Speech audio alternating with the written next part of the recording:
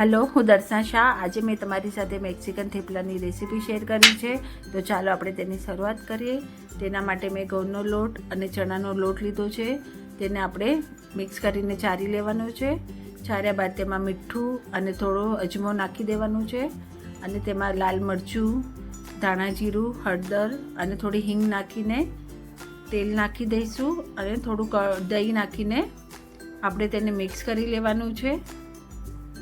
હવે મિક્સ કર્યા બાદ મેં આમાં મેથીને સમારીને ધોઈને પલાળી દીધી હતી।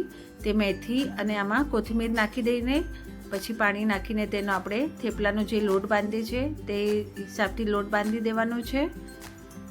હવે આ લોટ બાંધ્યા બાદ તેને આપણે સાઈડ ઉપર મૂકી દઈશું। હવે આને આપણે સાઈડ પર મૂક્યા બાદ ગેસ ઉપર કઢાઈ મૂકી દેવાની છે।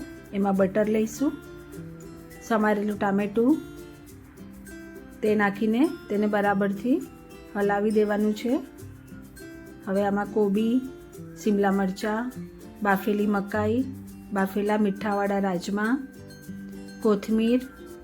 હવે આમાં રાજમાને મેં પલાળી દીધા હતા અને પછી મીઠું નાખીને બાફી દીધા હતા। હવે આમાં tomato sauce, oregano, chilli sauce, મીઠું સ્વાદ પ્રમાણે અને મેક્સિકન સાલ્સા ડીપ આવે છે જે જૈન આવે છે તે આમાં નાખીને આપણે બધું મિક્સ કરી દઈશું। ગેસની ફ્લેમ આપણે મીડિયમ રાખવાની છે। હવે મિક્સ કર્યા બાદ થોડું આને ચમચાથી કે તાવેતાથી આપણે થોડું ક્રશ કરી દઈશું। તમે મેશરના મદદથી બી મેશ કરી શકો છો।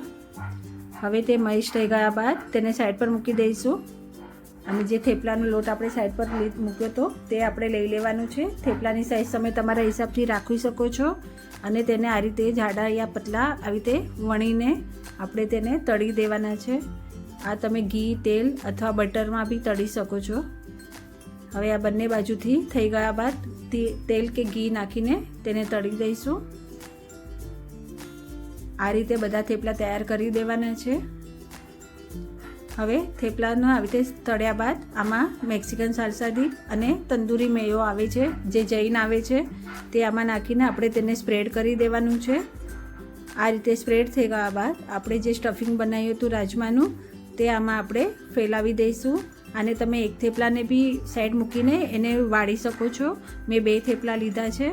હવે આમાં બીજા થેપલા પર મેં ગ્રીન ચટણી લગાવી દીધી છે અને સ્ટફિંગ પર ચીઝ નાખીને આપણે જે ગ્રીન ચટણી લગાવેલું થેપલું બીજું છે તે એના ઉપર આપણે મૂકી દઈશું અને આને તમે ફરીથી ગરમ બી કરી શકો છો।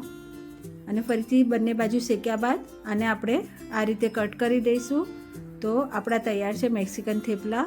તો કેવી લાગી તમને મારી આ રેસીપી? મારો જો આ વિડીયો ગમે હોય તો મારા વિડીયોને લાઇક, શેર અને સબસ્ક્રાઈબ કરવાનું ના ભૂલતા। ફરી મળશું નવી રેસીપી સાથે।